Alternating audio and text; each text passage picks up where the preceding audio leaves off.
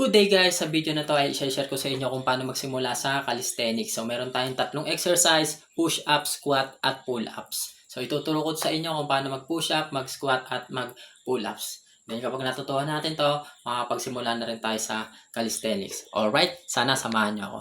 So after natin mag-warm up and stretching, ang una natin gagawin ay push-up. So ang push-up natin, yung hand placement natin, shoulder width, tapos open palm, feet together, tapos all the way down and up. Bali, control lang yung movement. So, hindi mabilis. Kailangan kontrolado natin yung movement ng muscle. Ito yung top view ng push-up. Mali kapag kaganyan yung braso natin diretso. Dapat ganito, 45 degrees. Yan. Para iwas injury at tama yung push-up. So, ito yung side view. Maintain lang natin yung posture natin all the way down and up. Engage natin yung abs natin at yung core. Ingay ng aso guys. So dito, paano naman pag hindi natin kaya mag-push up? So kailangan lang natin gawin, ibaba natin yung tuhod natin. Tapos saka tayo mag-push up. So meron kasi hindi kayang mag-push up. Kaya ito yung ibang way, knee push up. Sa ibang case, nangyayari talaga hindi natin minsan kaya mag-push up sa floor or knee push up. Ito yung gawin natin guys, ang chair push up. Pag hindi pa rin natin kaya ang chair push up, pwede tayo mag-wall push up. Tapos hanggang sa pababa na ng pababa yung sinasandalan ng kamay natin. Makarating tayo sa knee push up at dun sa push up sa floor.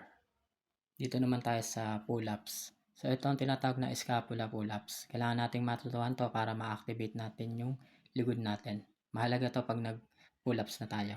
Scapula pull-ups. So ito naman yung pull-ups, yung hand placement natin, shoulder width lang or wider ng konti. Feet together, engage abs and core, all the way down and up. So elbow lock out. So hindi naman lahat kaya agad mag-pull-ups, kaya maaari tayong gumamit ng resistant band o yung goma na yan tinatapakan ko para matulungan tayo nito makapag-pull-ups. Pero kung hindi pa rin natin kaya yan guys, kahit may gamit na tayong resistant band, search nyo lang yung Australian pull-ups. So yan, all the way down and up pa rin, elbows lock out. Ito naman yung sa legs natin, yung paa natin tapat lang sa shoulder, straight body, chest out, engage abs and core. Control natin yung pagbaba, yung hita natin parallel sa floor, tapos taas. Ganun lang siya. Ito naman ang side view. Chest out, dahan-dahan ang pagbaba, hita parallel sa floor, taas. Control lang yung movement. Maintain natin yung proper posture at yung form. May mga instances na hindi kaya ng iba mag-squat. So, meron tayong tinatawag na assisted squat. So, uupo lang, tatayo. Ganun pa rin, maintain ang proper form control movement.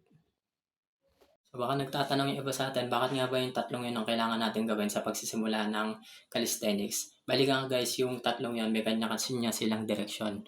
Yung push up, kaya natin kailangan yan para makapunta tayo sa ibang level ng push up, yung mga diamond push up, pie push up. Tapos pag lumakas pa tayo doon, makakarating tayo sa handstand push up, sa planche. So may kanya-kanya silang direksyon. Kapag naman sa pull up, lumakas tayo, makakapunta tayo sa iba't ibang klase ng pull ups, yung mga chin ups, inverted pull ups, muscle up, front lever. Tapos kapag naman lumakas tayo sa squat, makakarating din tayo sa ibang level ng squat. So yung pistol squat, explosive squat, diba?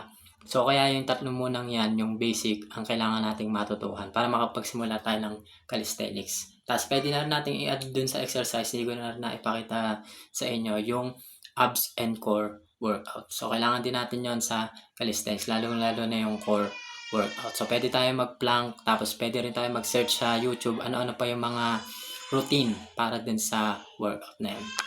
And guys, yung tatlo nating exercise para makapagsimula tayo ng calisthenics. Focus lang tayo sa proper form, sa proper execution, at hindi magtatagal, makakapunta tayo sa another level ng calisthenics. Enjoy the process. Alright? At dyan nagtatapos ang ating video. Sana nakatulong sa inyo ang video na to. Let's go!